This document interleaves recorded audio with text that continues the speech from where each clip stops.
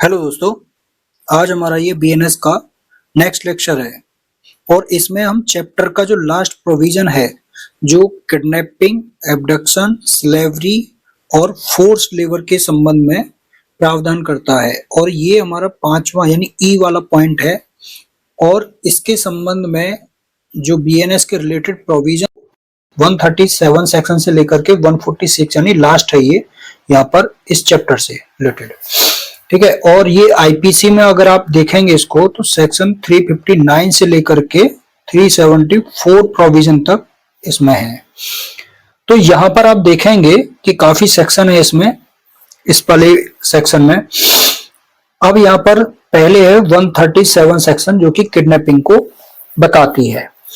137 जो यहाँ पर सेक्शन है, यहाँ पर दोनों इस जो 137 सेक्शन है ना, इसमें डेफिनेशन भी बता दिया है, इसमें इसके काइंड्स भी बता दिए हैं। यानी जो पहले आपके आईपीसी में 359, 360 और 361 ये तीनों सेक्शन को एक ही सेक्शन में यहाँ पर रखा गया है 137 में, ठीक। और 363 यानी इसके जो पनिशमेंट की बात की गई है ये भी सेक्शन इसी में रखी गई है। यानी जो किडनैपिंग से रिलेटेड जो 4 सेक्शन थी पहले, उनको एक ही सेक्शन में रख दिया गया है। तो चलते हैं, स्टार्ट करते हैं। पहले पढ़ते हैं हम कि एब्डक्शन जो किडनैपिंग है उसके टाइप्स की। तो इसका जो फर्स्ट क्लॉज है वो बात करता है 359 सेक्शन से कोरिलेट करता है और बताता है कि जो किडनैपिंग है वो 2 टाइप्स की होती है। एक जो किडनैपिंग होती है वो भारत में से होती है, भारत में से व्यापरण। और दूसरी जो किडनैपिंग है वो है विधिपूर्ण संरक्षता में से व्यापरण, यानी किडनैपिंग फ्रॉम इंडिया और किडनैपिंग फ्रॉम लॉफुल गार्जियनशिप, विधिपूर्ण संरक्षता में से व्यापरण। ये फर्स्ट क्लॉज बताता है इसका। अब फर्स्ट क्लॉज का ही जो एक पॉइंट है वो बताता है सेक्शन 360 जो आईपीसी का है उससे कोरिलेट करता है और बताता है कि भारत में से जो व्यक्ति का व्यापरण यानी किडनैपिंग फ्रॉम इंडिया की जाएगी वो कब माना जाएगा उसको।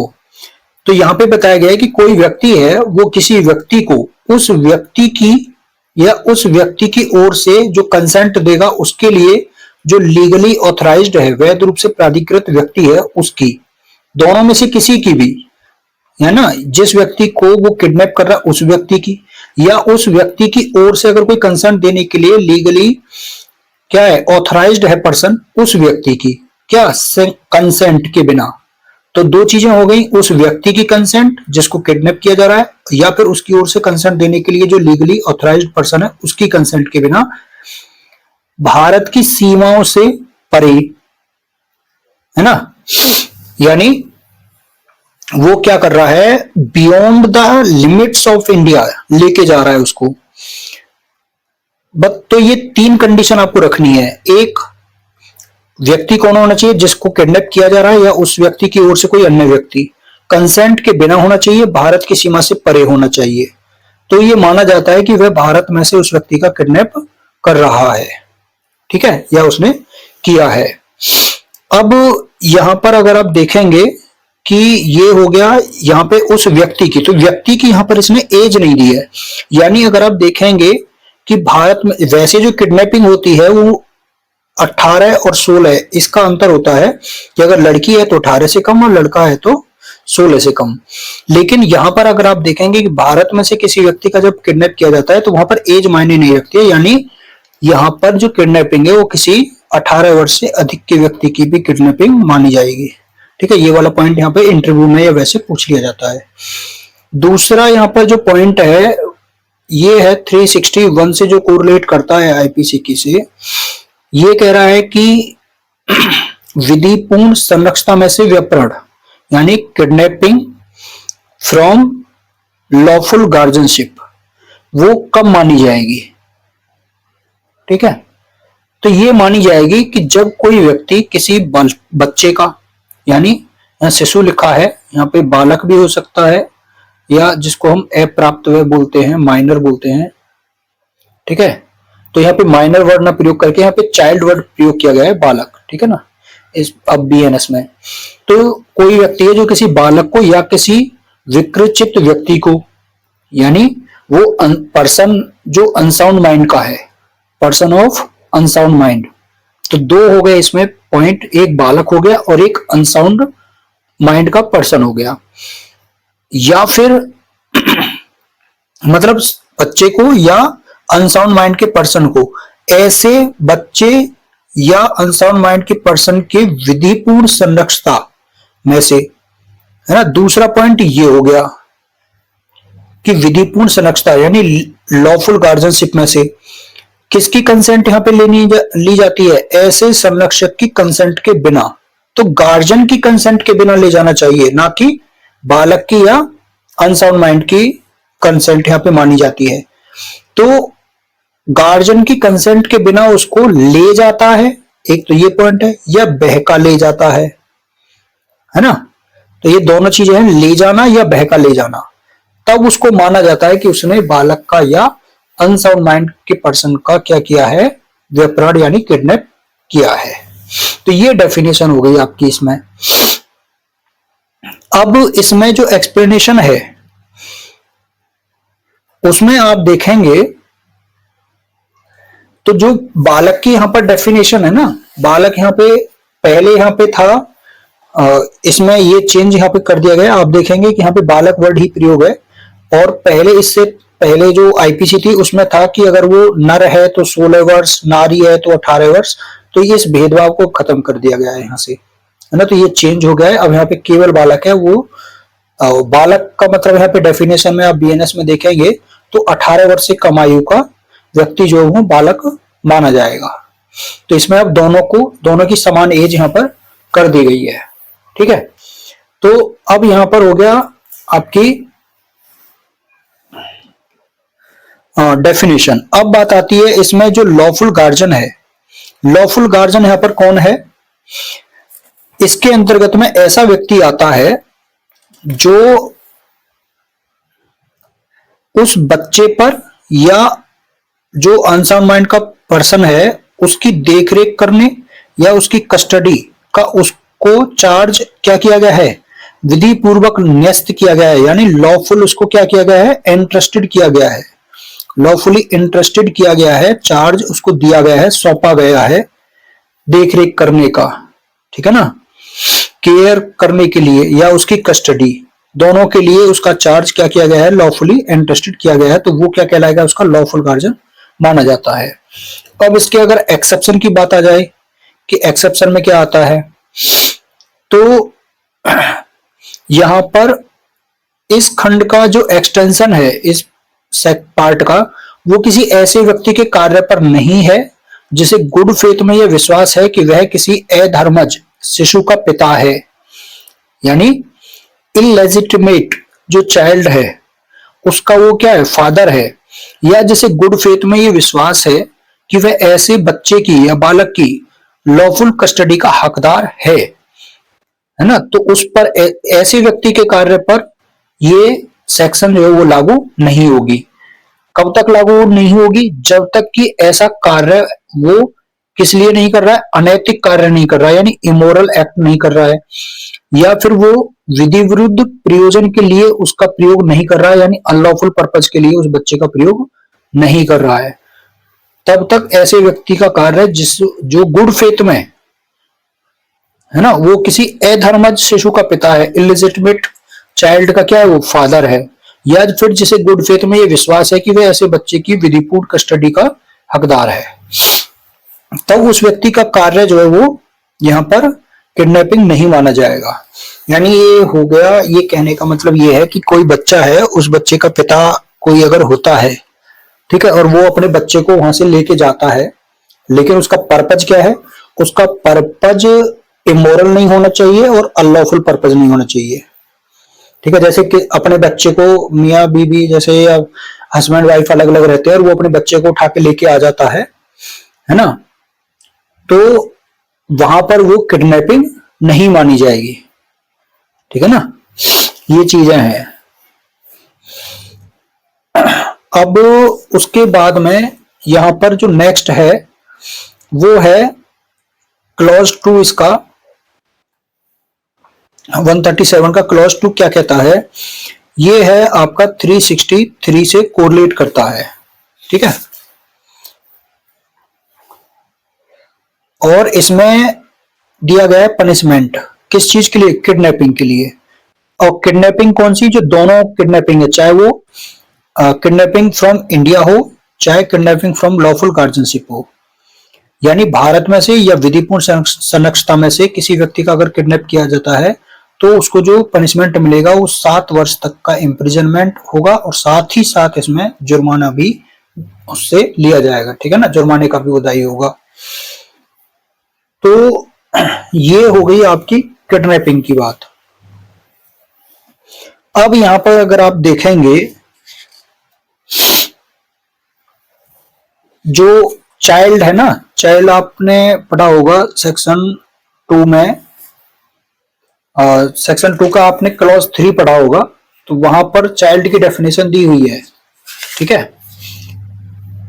और वहां पर क्लॉज 3 है, ये सेक्शन 2 का क्लॉज 3, और इसमें बालक की डेफिनेशन वहां पर दी हुई थी, जो 18 साल से कम का है वो बालक है।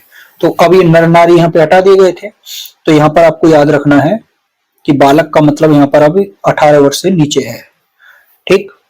अब बात आती है, ये किडनैपिंग से रिलेटेड प्रोविजन हो गए। अब चलते हैं जो एब्डक्शन से रिलेटेड प्रोविजन है उस पर, फिर जो जजमेंट रहेंगे सुप्रीम कोर्ट के या अन्य कोर्ट के, वो उनको एक साथ देख लेंगे। अब एब्डक्शन में क्या है, यहाँ पर कोई व्यक्ति है, 38 सेक्शन में एब्डक्शन है और 362 आईपीसी में उसकी डेफिनेशन थी, यहाँ पर 138 में डेफिनेशन दे रखी है एब्डक्शन की।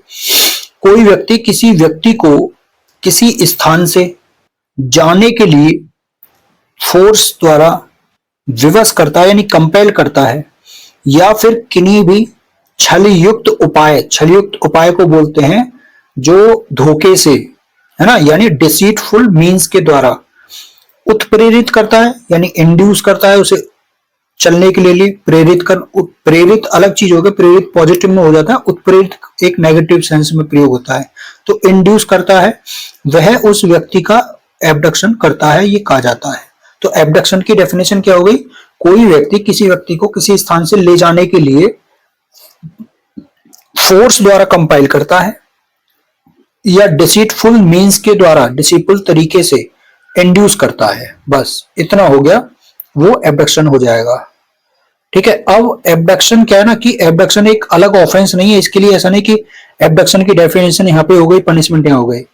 एब्डक्शन अलग अलग सेंस में जो है वो किया जाता है, तो उनके लिए पनिशमेंट अलग अलग सेक्शन में दिया हुआ है, ठीक है। जैसे अगर आप यहाँ पे देखेंगे सेक्शन 139 जो सेक्शन है, ये 363A सेक्शन जो आईपीसी है उससे कोरिलेट करता है।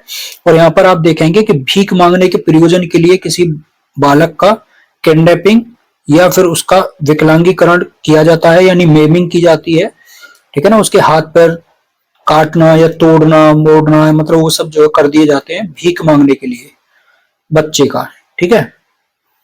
तो यहाँ पे आप देखेंगे ये तो किडनैपिंग हो गई यहाँ पर, ठीक है, यानी कोई व्यक्ति किसी बच्चे का इसलिए किडनैप करता है कि या फिर उस बच्चे का लॉफुली गार्जियन खुद नहीं है, और उस बच्चे की कस्टडी इसलिए वो प्राप्त करता है क्योंकि उस बच्चे से क्या किया जाए, भीख मंगवाया जाए, ठीक है ना। और भीख मंगवाने के लिए उसको क्या किया जाएगा, नियोजित किया जाएगा, वहां पर नियुक्त किया जाएगा या उसका प्रयोग किया जाएगा, तब उसको पनिशमेंट कैसा मिलेगा, कठोर मिलेगा, रिग्रेस पनिशमेंट मिलेगा उसको, और 10 साल से लेकर के आजीवन कारावास यानी मिनिमम 10 इयर्स और मैक्सिमम लाइफ टाइम इम्प्रिजनमेंट तक का उसको पनिशमेंट मिलेगा, साथ ही साथ जुर्माना भी उस पर लगाया जाएगा। तो इसमें देखिए पनिशमेंट यहाँ पर बढ़ा दिया गया, पहले इसमें जो पनिशमेंट था 363A में वो केवल 10 वर्ष तक का पनिशमेंट था, ठीक है ना। अब उसके स्थान पर कितना कर दिया गया है, लाइफ टाइम इम्प्रिजनमेंट तक भी कर दिया गया है। तो बालकों के विरुद्ध जो ऑफेंस है ना उसमें पनिशमेंट बढ़ाया गया है, ठीक है।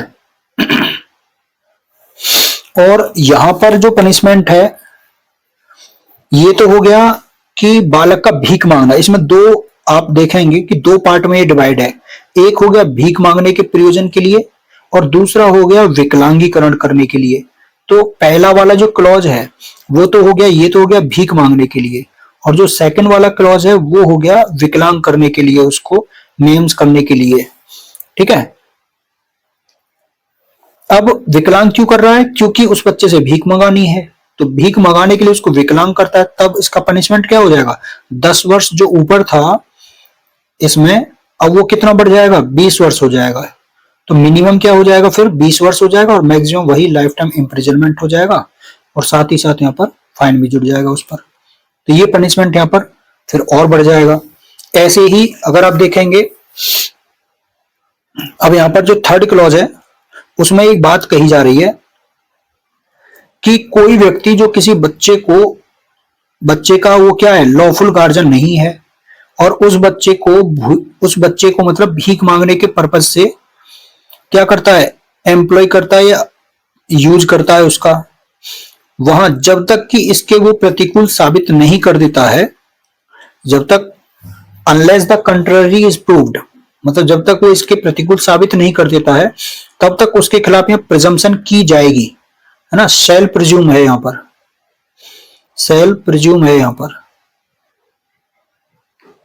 यानी कोर्ट इसके लिए बाध्य है प्रिजम्पशन करने के लिए। तो जब तक यहाँ पर प्रिजम्पशन की जाएगी कि उसने, जिस व्यक्ति ने उसको क्या किया है, नियोजित किया है या प्रयुक्त किया है, यानी एम्प्लॉयड किया है या यूज किया है, तब तक उसके खिलाफ ये प्रिजम्पशन की जाएगी कि उसने इस उद्देश्य से ही उस शिशु का विपणन किया था, या अन्यथा उसकी कस्टडी उसने प्राप्त की थी। किस लिए? भीख मांगने के प्रयोजन के लिए उसको एम्प्लॉय किया जाए या यूज किया जाएगा। समझ गए? मतलब वो प्रिजम्पशन वो कोर्ट इसलिए करेगा जब तक वो इसके कंट्ररी मतलब प्रूव नहीं कर देता है, तो उसके खिलाफ प्रिजम्पशन की जाएगी कि तुमने इसको भीख मांगने के लिए ही इस बच्चे को एम्प्लॉय किया है, नियोजित किया है, अपने यहाँ पर लगाया है और यूज किया है। ठीक है, तो ये चीजें हैं। अब यहाँ जो बैगिंग है, यहाँ पर बैगिंग की डेफिनेशन यहाँ पर दे रखी है इसमें कि बैगिंग भीख मांगने में क्या क्या आता है। तो भीख मांगने में क्या है, अब ये डायरेक्ट भी क्वेश्चन यहाँ से बैगिंग की पूछ ली जाती है कि किस सेक्शन में, तो 139 का क्लोज 4 है, आप ध्यान रखना। ठीक है, पब्लिक प्लेस पर होता है भीख, दो तरीके से है, एक निजी परिसर में प्रवेश करना है, एक पब्लिक प्लेस में यहाँ पर भीख की याचना करना या प्राप्ति करना, यानी सॉलिसिटिंग और रिसीविंग आर्म्स, आर्म्स मतलब भीख इन ए पब्लिक प्लेस। तो सॉलिसिटिंग यानी भीख की याचना करना, या रिसीविंग यानी उसकी प्राप्ति, किसकी? भीख की, यानी आर्म्स की। किस पर? पब्लिक प्लेस पर। अब वो चाहे गाने, नाचने, भाग्य बताने, कर्तव्य दिखाने या चीजें बेचने के बहाने या अन्यथा, अदरवाइज, मतलब इन तरीके से, मतलब चाहे वो सिंगिंग हो, डांसिंग हो, फॉर्च्यून टेलिंग हो, भाग्य बताना, परफॉर्मिंग ट्रिक्स हो, या सेलिंग आर्टिकल्स हो। ठीक है, इसके लिए, या फिर भीख की याचना करने या प्राप्ति, यानी एंटरिंग करना किसमें? प्राइवेट पर्सन में, प्राइवेट प्रीमाइसेस में। किस पर्पज के लिए? सॉलिसिटिंग और रिसीविंग आर्म्स, यानी भीख की याचना करने या प्राप्त करने के उद्देश्य से वो कहां जाएगा? किसी के प्राइवेट पर्सन में वो क्या करेगा? प्रवेश करेगा, तो भी उसको बोलेंगे भीख मांगना। ठीक है, थर्ड इसमें ये है कि भाई भीख मांगने के लिए या उद्यापित करने के पर्पज से, एक्सटॉर्ट करने के पर्पज से क्या कर रहा है वो? अपना या अन्य व्यक्ति का या जीव जंतु का कोई क्या जख्म, घाव, क्षति, विरूपता या रोग, यानी कोई भी ऐसा शोर, जख्म बोलते हैं शोर, ऐसा शोर, घाव वाउंड, क्षति इंजरी, विरूपता मतलब डिफॉर्मिटी, और रोग मतलब डिजीज, क्या करता है वो? एग्जिबिट करता है, एक्सपोज करता है, अभिदर्शित करता है मतलब एक्सपोज करता है, पर या प्रदर्शित करता है, एग्जिबिट करता है। तो एग्जिबिट करता है या एक्सपोज करता है अपना या अन्य व्यक्ति का या जीव जंतु का। किस पर्पज के लिए? भीख मांगने के लिए। ऐसे ही लास्ट है कि भीख की याचना करने या प्राप्ति के पर्पज से किसी बच्चे का प्रदर्शन के रूप में प्रयोग करता है, उसकी बोली लगाता है, मतलब वहां पे प्रदर्शन कर रहा है बच्चे का। ठीक है ना, एग्जिबिट, बोली नहीं, मतलब एक तरह से बच्चे को दिखा रहा है कि भाई बच्चा ऐसा है, आप भीख दे दीजिए, हमारा बच्चा ऐसा है, बोल नहीं पाता, गूंगा है ना, कोई भी मतलब वो इस तरीके से उसका यूज कर रहे हैं जबकि वो है नहीं ऐसा, ठीक है, या उसको ऐसा कर दिया गया है, तो ये सब बैगिंग में आता है। तो यहाँ पर ये इसके पनिशमेंट की बात है। और जो आप नेक्स्ट सेक्शन है 140, 140 में अगर आप देखेंगे आप, ये 140 सेक्शन में 364 से लेकर के 367 सेक्शन तक यहाँ पर कवर किया जाता है। इसमें यहाँ पर है हत्या करने के लिए या फिरौती, यानी रैंसम जिसको बोलते हैं, हत्या करने के लिए, फिरौती आदि के लिए व्यापरण या अपहरण। यहां से आप देखेंगे 140 सेक्शन से, तो इसमें दोनों है क्या, एक किडनैपिंग भी शामिल है और एब्डक्शन भी शामिल है, ठीक है ना। तो यहां से तो आपको डायरेक्ट बस सेक्शन आपको याद रखना है कि किस सेक्शन में कौन से क्लॉज में, मतलब किस सेक्शन के लिए। तो फर्स्ट क्लॉज आपका 364 से कोरिलेट करता है, और 364 किस चीज के लिए है, ये है आपका हत्या करने के लिए, हत्या की जाए, उसको वर्णित किया जाए कि अपने हत्या होने के खतरे में पड़ जाए वह आजीवन। तो मतलब अगर आपको डायरेक्ट एक लाइन में होगा तो 140 क्लॉज 1 140(1) में क्या है, हत्या करने के लिए, व्यपरण यानी किडनैपिंग, या एब्डक्शन यानी अपहरण, ठीक है। ये आपका हो जाएगा 140 क्लॉज 1। पनिशमेंट क्या होगा, लाइफ टाइम इंप्रिजनमेंट होगा या कठोर कारावास जो 10 वर्ष तक का हो सकता है, ठीक है। ये अब यहां से आपको क्या करना है, डायरेक्ट बस पनिशमेंट याद रखने हैं और उसका मार्जिनल याद रखना है। तो 140(1) हो गया आपका हत्या करने के लिए, ठीक है। ये इलस्ट्रेशन उसका वही होगा कि देव मूर्ति पर उसकी क्या करी जा रही है, बलि चढ़ाई जा रही है, तो हत्या करने के लिए उसका क्या हो गया, विप्रण अगर कर रहा है तो वो उसने 140 क्लॉज 1 के अधीन उसने अपराध किया है, ठीक है। ये भी इलस्ट्रेशन हत्या करने के लिए ये यहाँ पर। अब उसके बाद में जो सेकंड क्लॉज है वो 364(a) है। 364(a) किस लिए है कि जहां पर फिरौती की जो मांगी जाती है, रैंसम जो की जाती है, यानी इसलिए किसी व्यक्ति का किडनैपिंग या एब्डक्शन करता है, या किडनैपिंग या एब्डक्शन करने के बाद में ऐसे व्यक्ति को क्या करता है, अवरोध में रखता है। अवरोध मतलब डिटेन कर लेता है, एक जगह बंद कर देता है कहीं पे, और ऐसे व्यक्ति की मृत्यु या उसकी उपहति यानी उसकी डेथ या उसकी हर्ट करने की क्या करता है, थ्रेट देता है, धमकी देता है ना। या फिर अपने कंडक्ट से अपना कोई भी इस तरह का व्यवहार दिखाता है जिससे ऐसी रीजनेबल एप्रीहेंशन यानी युक्तियुक्त आशंका पैदा हो जाती है कि ऐसे व्यक्ति की या तो हत्या हो सकती है, या उसको कोई गंभीर चोट पहुंचाई जा सकती है उसको, या फिर ऐसे व्यक्ति को कोई चोट या पहुंचा दी जाती है, या उसकी मृत्यु कारित कर देता है वो। जिससे यहां पे आप देखिए कितने संगठन है, किसी सरकार, किसी विदेशी राज्य, किसी अंतरराष्ट्रीय अंतर शासनात्मक संगठन या अन्य व्यक्ति, है ना, इनको किसी कार्य को करने या करने से व्रत रहने के लिए, है ना, कि कोई कार्य नहीं करना है उसके लिए, यह फिरौती यानी रैंसम देने के लिए विवश कंपाइल्ड किया जाए। तो यहां पर आप देखेंगे यहां पर डेथ पेनल्टी का प्रोविजन है इस सेक्शन में। तो यहां पर उसको जो पनिशमेंट मिलेगा वो क्या मिलेगा, मृत्युदंड या लाइफ टाइम इंप्रिजनमेंट, साथ ही साथ जुर्माना।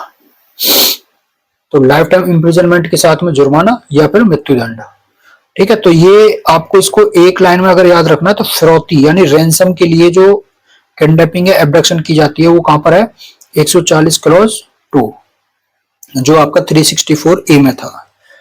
उसके बाद थर्ड क्लॉज आता है आपका जो कि 365 सेक्शन से कोरिलेट करता है। अब यहाँ पर जो 365 में जो है वो है गुप्त रूप से और सैदोष परिरोध। तो इसको आपको याद रखना है सैदोष परिरोध वर्ड से, यानी रॉन्गफुली कन्फाइनमेंट, ठीक है ना, सीक्रेटली या रॉन्गफुली कन्फाइंड करने के लिए क्या किया जा रहा है, एब्डक्शन किया जा रहा है या किडनैपिंग की जा रही है, तब उसको जो पनिशमेंट मिलेगा वो यहाँ पर 7 वर्ष तक होगा, साथ ही साथ यहाँ पर फाइन भी लगेगा। तो 140 क्लॉज 3 आपका है रॉन्गफुल कन्फाइनमेंट करने के लिए एब्डक्शन या किडनैपिंग, ठीक। उसके बाद में 4 जो क्लॉज है आपका वो बात करता है 367 सेक्शन से कोरिलेट करता है ये। अब इसमें 365 के बाद में 366 सेक्शन यहां पर नहीं है। 366 जो सेक्शन है वो आपकी 87 सेक्शन जो है उससे कोरिलेट है, ठीक है। अब जो आपने इसमें पढ़ा है 366, तो ये बात करती है आपकी जब किसी महिला को विवाह करने के लिए, ठीक है ना, उसका व्यापरण यानी किडनैपिंग या अपहरण किया जाता है। अब केवल विवाह ही नहीं है इसमें, मतलब कई सारी चीजें होती है, उससे इलिसिट इंटरकोर्स किया जाता है ना, इलिसिट इंटरकोर्स करने के लिए या उससे विवाह करने के लिए, ठीक है, उसका किडनैपिंग या एब्डक्शन किया जाता है। तो वहां पर ये प्रोविजन आपका 87 सेक्शन में पहुंच गया है बीएनएस में, जब महिलाओं के विरुद्ध अपराध होते हैं, ठीक है। उसके बाद में 366 ए जो सेक्शन है वो आपका 96 सेक्शन से कोरिलेट करता है, जहां बालक का उपापन बोलते हैं प्रोक्योरमेंट, यानी खरीदना, खरीद जो होती है बालक की, ठीक है। 366 ए और 366 जो बी है आपका वो आपका 141 सेक्शन में है, ठीक है। हम अभी 140 में चल रहे हैं, 140 का क्लॉज 4, तो 140 का क्लॉज 4 367 से कोरिलेट करता है, और जबकि ये सेक्शन बाद वाली सेक्शन में है 366 बी, ठीक है। तो ये आपको याद रखना है। अब 367 जो सेक्शन है ये किसके लिए बात करती है? ये दासत्व की बात करती है, ये ग्रीवियस हर्ट की बात करती है, स्लेवरी की बात करती है ना, या फिर अननेचुरल किसी से लस्ट की पूर्ति के लिए किसी का किडनैपिंग या एब्डक्शन किया जाता है, तो उसके संबंध में बात करती है 140 क्लॉज 4। यानी कोई व्यक्ति किसी व्यक्ति का किडनैपिंग या एब्डक्शन इसलिए करता है कि उसको ग्रीवियस हर्ट हो, है ना, या फिर उसको दास बनाया जाए यानी स्लेवरी के लिए, गुलाम बनाने के लिए, या किसी व्यक्ति की उसके अननेचुरल लस्ट की पूर्ति के लिए उसका सब्जेक्ट उसको बनाया जाए अननेचुरल लस्ट के लिए, है ना, या फिर उससे बनाए जाने के खतरे में पड़ सकता है, ऐसा करने के लिए उसको वैनित किया जाए, यानी उसको क्या किया जा रहा है, बेचा जा रहा है, ठीक है ना। तो मेन आपको जो सेक्शन याद रखनी है, इसमें वर्ड याद रखने, ग्रीवियस हर्ट, स्लेवरी या अननेचुरल लस्ट के लिए किसी व्यक्ति का किडनैपिंग या एब्डक्शन। पनिशमेंट यहां पर कितना हो जाएगा, 10 वर्ष तक पनिशमेंट हो जाएगा और फाइन, ठीक है। ये आपको इसमें याद रखना है सेक्शन में। उसके बाद में 141 सेक्शन आपका जो कि 366 बी से कोरिलेट करता है। इसमें क्या है, विदेश से बालिका या बालक का आयात करना यानी इंपोर्ट करना, बालिका का यानी गर्ल्स का या चाइल्ड का। अब इससे पहले यहां पर आप देखेंगे, पहले जो इसमें था केवल बालिका थी, है ना, जो आईपीसी की 366 बी थी, इसमें केवल पहले बालिका थी, लड़की थी, और वो लड़की भी कितनी थी, 21 वर्ष से कम। अब यहां पर जो प्रोविजन किया गया है, इसमें क्या किया गया है कि 21 वर्ष से कम आयु की किसी बालिका, यानी ये तो सेम रहा, ये जोड़ा गया है यहां पे कि 18 वर्ष से कम आयु के बालक को, ठीक है। तो यहां पर ये चेंज यहां पर किया गया है कि 21 वर्ष से कम आयु की किसी बालिका को या 18 वर्ष से कम आयु के किसी बालक को भारत के बाहर के किसी देश से क्या किया जा रहा है, भारत में उसका इंपोर्ट करने, अनुचित संभोग यानी इलिसिट इंटरकोर्स करने के लिए उसको इंपोर्ट किया जा रहा है, भारत में आयात करता है, तो वहां उसको पनिशमेंट मिलेगा 10 वर्ष तक का इम्प्रिजनमेंट और साथ ही साथ फाइन। उसके बाद में 366 बी हो गया, 367 अभी आपने पढ़ा 140 का क्लॉज 4, फिर 367 के बाद में आता है 368 और 368 आपका सेक्शन है 142। 368 ये बात करता है कि कोई व्यक्ति किडनैप कर लिया गया है या किसी का एब्डक्शन कर लिया गया है, अपहरण कर लिया गया है, अब उस व्यक्ति को छिपाया जा रहा है या उसको डिटेन किया गया है, उसके लिए पनिशमेंट दिया जाएगा 142 में। यानी कोई व्यक्ति जानते हुए कि हाँ जी ये किडनैप किया गया है इस व्यक्ति का या एब्डक्शन किया गया है उस व्यक्ति का, और उस व्यक्ति को फिर क्या कर रहा है, छिपा रहा है जानते हुए भी, या उसको बंद करके रखते हैं कमरे में कहीं पर, तो उनके लिए पनिशमेंट यहाँ पर जो है वो कैसे पनिशमेंट मिलेगा, यहाँ पर उनको उसी प्रकार से दंडित किया जाएगा मानो उसने उसी इंटेंशन और नॉलेज से या पर्पस से ऐसे व्यक्ति का किडनैप या एब्डक्शन किया है जिससे उसने ऐसे व्यक्ति को छिपाया या परिरोध में निरुद्ध रखा है। ठीक है, यानी यहां किडनैपिंग या एब्डक्शन के लिए ही जो पनिशमेंट है वही पनिशमेंट आपको छिपाने या परिरोध में रखने के लिए मिलता है। ठीक है, अब उसके बाद में 368 हो गया, फिर आती है 369 सेक्शन। अब 369 जो सेक्शन है वो आपकी हमने पढ़ चुके हैं 97 जो सेक्शन है बीएनएस की, उसमें जहां पर 10 वर्ष से कम आयु का 10 वर्ष से कम आयु के बालक, जहां बालकों के विरुद्ध जो ऑफेंस है उनमें हम उसके साथ में मतलब हमने ये प्रोविजन पढ़ा है, बालक के शरीर पर से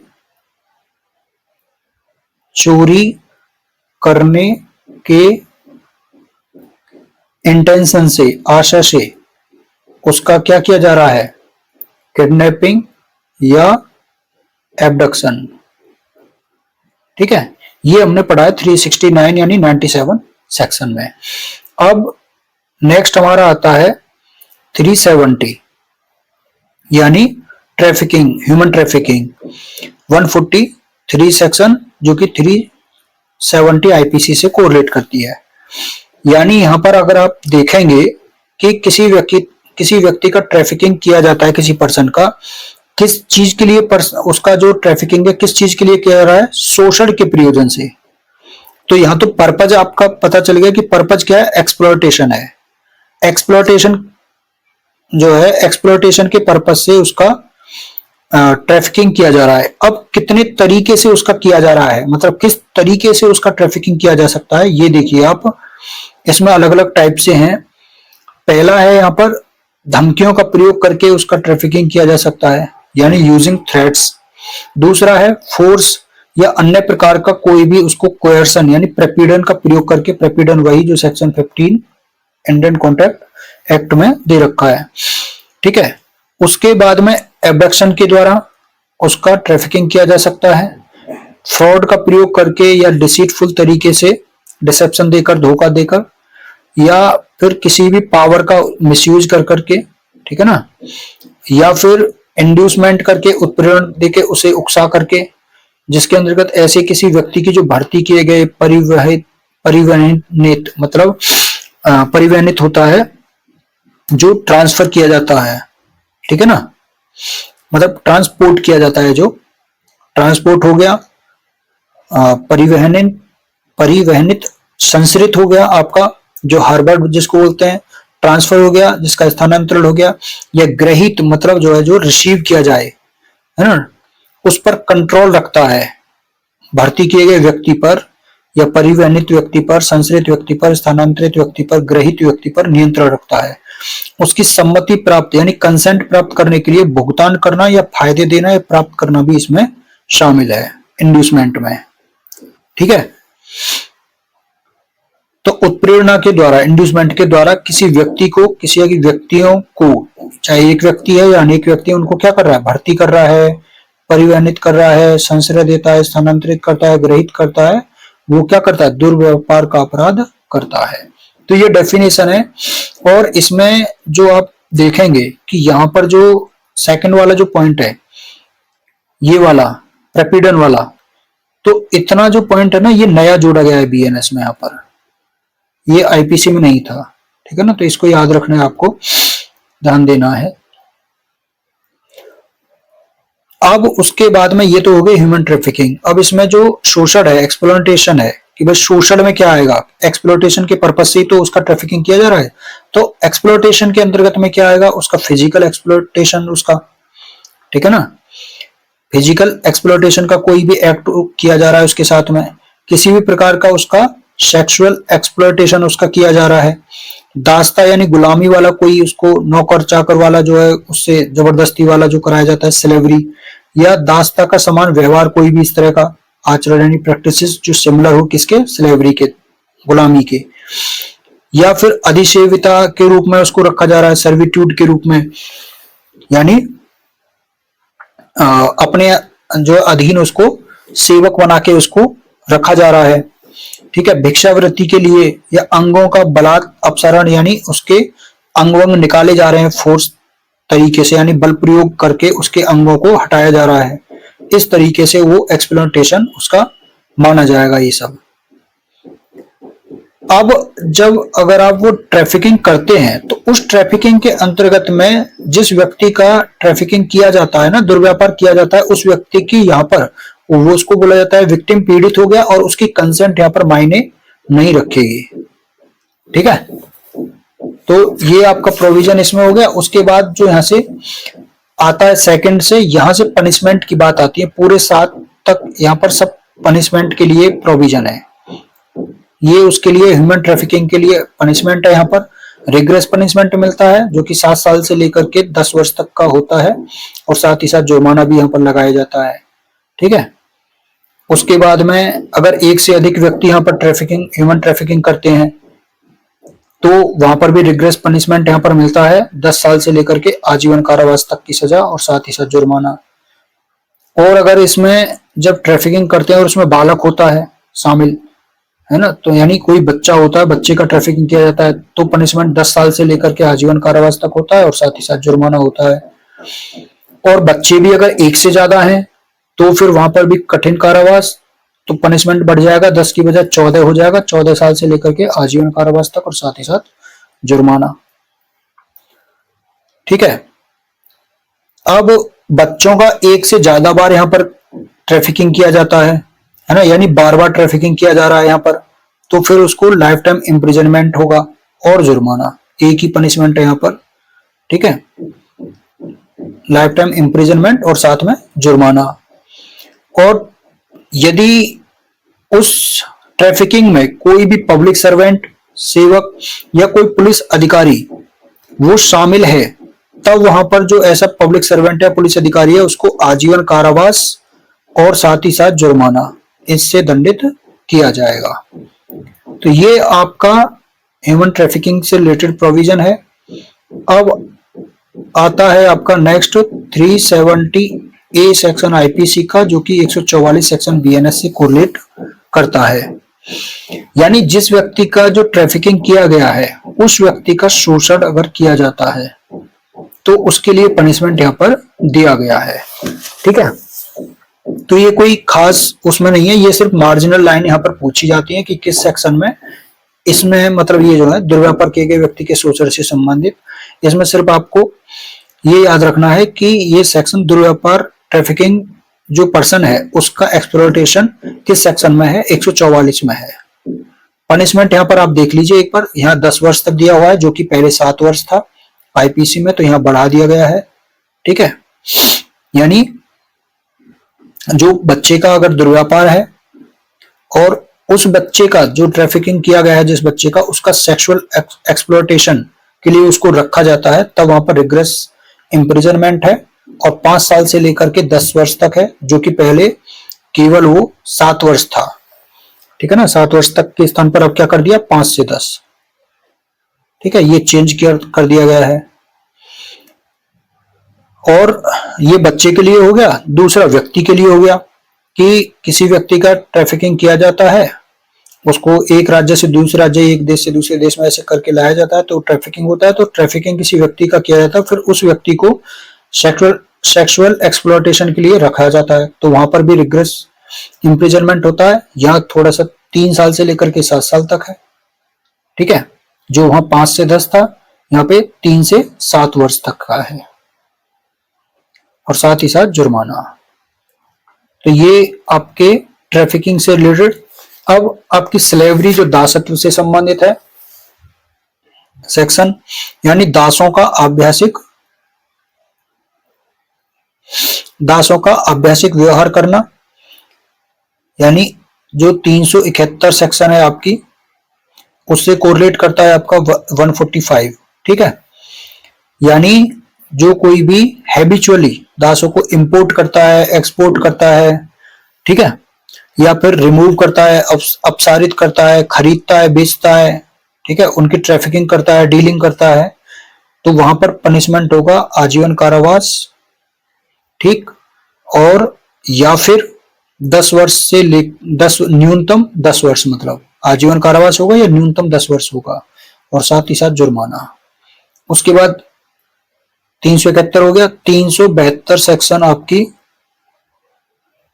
372 आईपीसी की सेक्शन कोरिलेट करती है 98 से, जहां होलसेल के लिए यानी वेश्यावृत्ति के लिए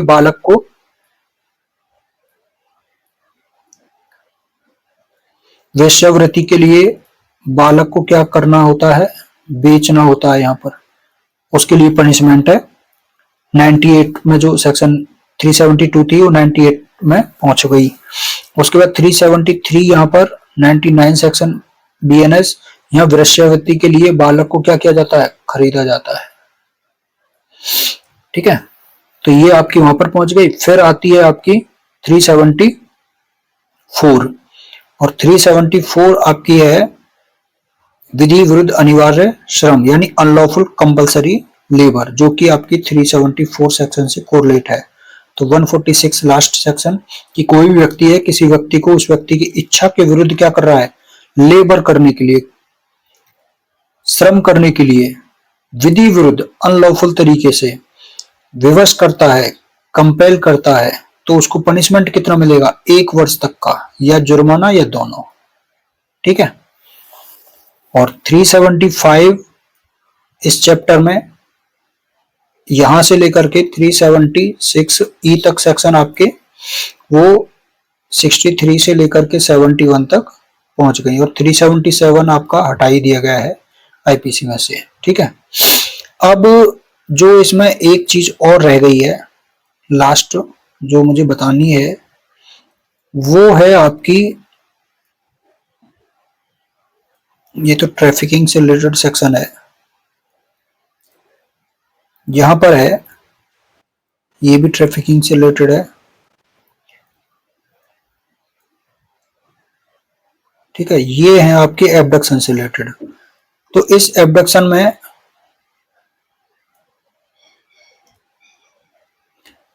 कुछ जजमेंट हैं, वो बता देते हैं, जो एबडक्शन और किडनैपिंग से रिलेटेड जजमेंट है। ठीक है, उसमें कौन कौन से जजमेंट हैं, इसमें 2 चीजें और बतानी है, कि एक तो जजमेंट है और एक डिफरेंस है, 2 चीजें हैं। पहला जो किडनैपिंग और एबडक्शन से रिलेटेड जजमेंट है, वो है आपका एस वरदराजन, कहीं वरदराजन लिखा होता है, कहीं वरदराजन लिखा होता है। एस वरदराजन वर्सेस मद्रास राज्य का वाद किससे रिलेटेड है, एबडक्शन से। ठीक है ना, तो याद रखना है आपको। इस जजमेंट में जो इसमें वर्ड प्रयोग है ना आपका एबडक्शन में, कि ले जाना या बहका कर ले जाना, तो इसको इसमें एक्सप्लेन जो है थोड़ा बताया गया था, इंटरप्रेट किया गया था। ले जाना या बहका ले जाना,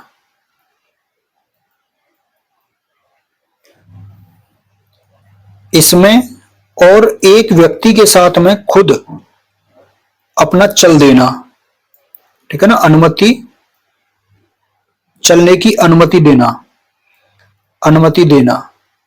चलने की, ठीक है ना, खुद चलने की अनुमति देना, और एक ले जाना या बहका ले जाना, इन दोनों में अंतर जो है बताया गया था, कि इन दोनों में अंतर होता है।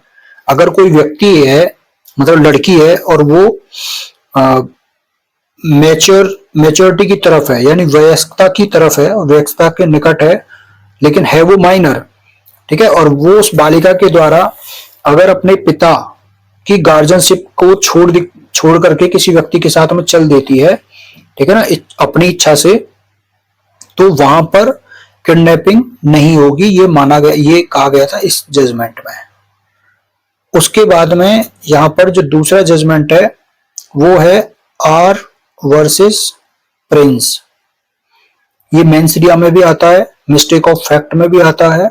ठीक है ना, यहां पर यह था कि एक जो प्रिंस नामक व्यक्ति था, उसने एक 16 वर्ष की लड़की को गुड फेथ में ये समझते हुए कि ये 18 वर्ष की है और उसे उसकी पिता की इच्छा के विरुद्ध उसको अपने साथ में ले गया था।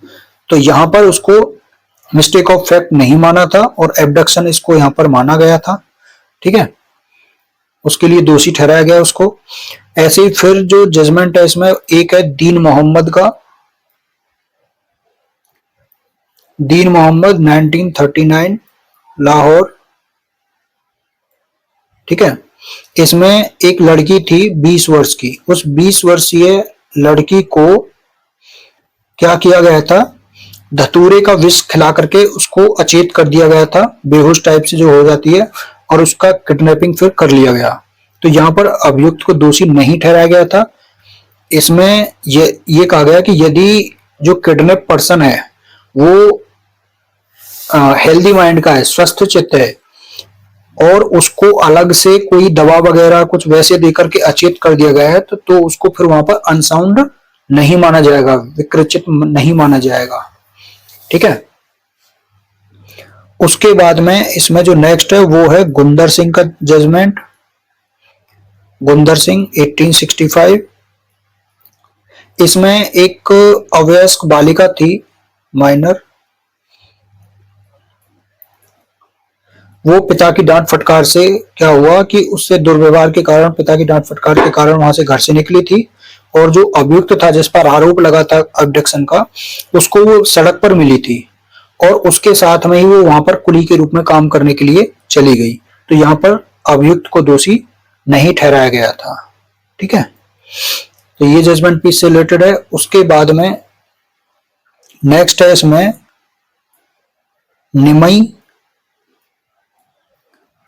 निमई चटराजन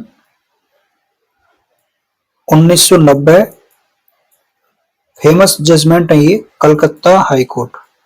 ठीक है, इसमें ये कहा था कि जो किडनैपिंग होती है, जो व्यपरण है, व्यपरण का अपराध निरंतर यानी कंटिन्यूइंग ऑफेंस नहीं है, ये तो तभी पूर्ण हो जाता है, कब, तभी कंप्लीट हो जाता है जब वो अवयस्क बालक या बालिका को गार्जियनशिप में से पहली बार हटा लेता है। ठीक है ना, उसके बाद में एक और जजमेंट है ठाकुर लाल वर्सेस गुजरात राज्य 1973 सुप्रीम कोर्ट। इसमें बताया गया था कि जो ले जाना का जो अर्थ है वो कब्जे में लेना या फिर साथ साथ जाना। ठीक है ना, इसका अर्थ इसमें बताया गया था ठाकुरलाल वर्सेस गुजरात राज्य के जजमेंट में। उसके बाद में इसमें जो नेक्स्ट है वो है सरताज खान वर्सेस उत्तराखंड राज्य 2022 सुप्रीम कोर्ट। इसमें नेपाल से एक अवयस्क लड़की थी, उसको भारत में बहका करके लाया गया था। ठीक है ना, तो वहां पर उसको 363 और 366 बी के अधीन उसको दंडित किया गया था। तो ये आपके इसमें जजमेंट है। अब उसमें जो आपको नेक्स्ट जो चीजें हैं इसमें अगर पढ़ने लायक है तो वो है अंतर की। ठीक है, कि व्याकरण में और अपहरण में अंतर क्या रहेगा। ठीक है, तो एक तो आप यहां पर देखेंगे कि परिभाषा का आप अंतर दे देंगे कि व्याकरण की यहां पर परिभाषा यहां पर नहीं दे रखी है। केवल 137 में आप देखेंगे कि वहां पर केवल टाइप बताए गए हैं कि भारत में से व्याकरण क्या होता है और विधिपूर्ण संरक्षता में से अपहरण क्या होता है, लॉफुल गार्जियनशिप में से किडनैपिंग क्या होती है। जबकि यहाँ पर आप देखेंगे जो 138 सेक्शन है उसमें यहाँ पर डेफिनेशन बताई गई है, जबकि यहाँ 137 में डेफिनेशन नहीं बताई गई है। ठीक है ना, यहाँ पर बताई गई है, यहाँ पर नहीं बताई गई है। उसके बाद में प्रकार की बात देखेंगे आप, टाइप्स की या काइंड्स की, तो यहाँ पे आप देखेंगे 2 प्रकार का होता है, यहाँ इसका कोई प्रकार ऐसा नहीं दिखाया गया है। दूसरा, इसमें आप देखेंगे कि ये किसके अगेंस्ट में होता है, तो ये अवयस्क के अगेंस्ट में यानी माइनर के अगेंस्ट में भी हो सकता है या फिर विकृत चित्त के अगेंस्ट में भी हो सकता है, यानी अनसाउंड माइंड का जो पर्सन है उसके साथ में भी हो सकता है। जबकि ये जो बेसिकली होता है सामान्यतः वो किसके होता है, किसी भी आयु के विरुद्ध, किसी भी एज के पर्सन के साथ में एब्डक्शन हो सकता है।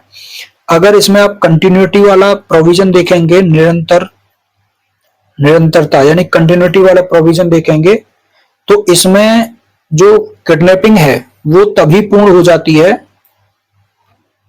जब उसको गार्जियनशिप यानी संरक्षता से उसको बाहर किया जाता है। ठीक है, जबकि जो किडनैपिंग है, एब्डक्शन है, वो कंटिन्यूइंग ऑफेंस है, निरंतर चलने वाला अपराध है।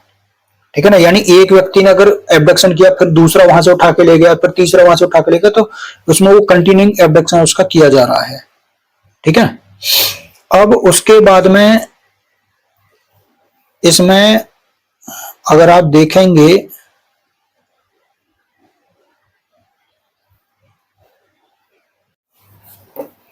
इसमें नेक्स्ट जो डिफरेंस रहेगा वो है कंसेंट का।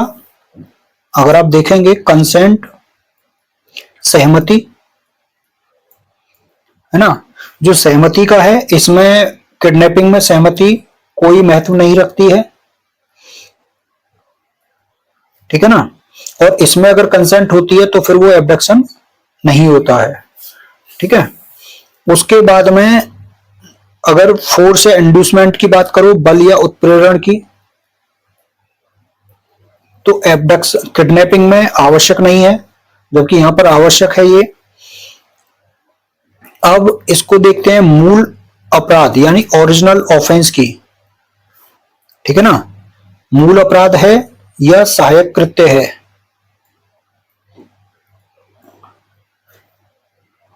तो जो किडनैपिंग है वो मूल अपराध है, जबकि एब्डक्शन क्या है, सहायक कृत्य है।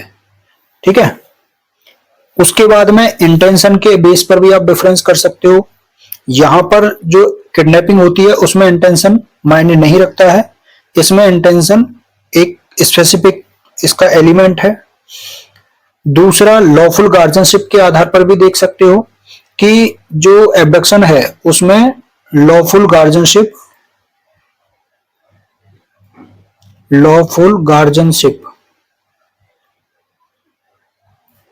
यहां पर इस लॉफुल गार्जियनशिप से हटाना यहां पर आवश्यक होता है, जबकि यहां ऐसा नहीं होता है। ठीक है, तो ये आपके डिफरेंस हो गए, एब्डक्शन से रिलेटेड प्रोविजन हो गया और ये आपका कंप्लीट यहां पर चैप्टर भी हो गया।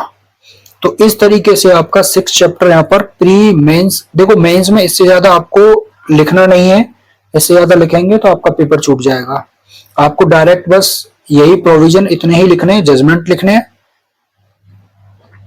ठीक है, तो ये आपका यहां पर कंप्लीट हो जाता है। अब आपका जो नेक्स्ट जो रहेगा वो नेक्स्ट चैप्टर यहां से चैप्टर नंबर 7 अगर आप देखेंगे तो 147 सेक्शन से लेकर 297 सेक्शन 297 तक, यहां तक ज्यादा इंपॉर्टेंट नहीं है। ये लगभग 150 सेक्शन है देखेंगे तो, और 150 में से 50 सेक्शन ही यहां पर इंपॉर्टेंट आपको मिलेंगी। ठीक है, अब जो सेक्शन यहां से स्टार्ट होंगे ना 298 के बाद से वो इंपॉर्टेंट रहेंगे। इसमें तो आपकी बहुत कम है, तो ये कम ही वीडियो में खत्म हो जाएगा और यहाँ से फिर ज्यादा सेक्शन आपकी बचती नहीं है। 358 तो टोटल ही है, तो यहाँ से ज्यादा सेक्शन आपकी नहीं बचेंगी, तो आपका जल्दी से कवर हो जाएगा बीएनएस। ठीक है, तो आज के लिए इतना ही। Thank you so much.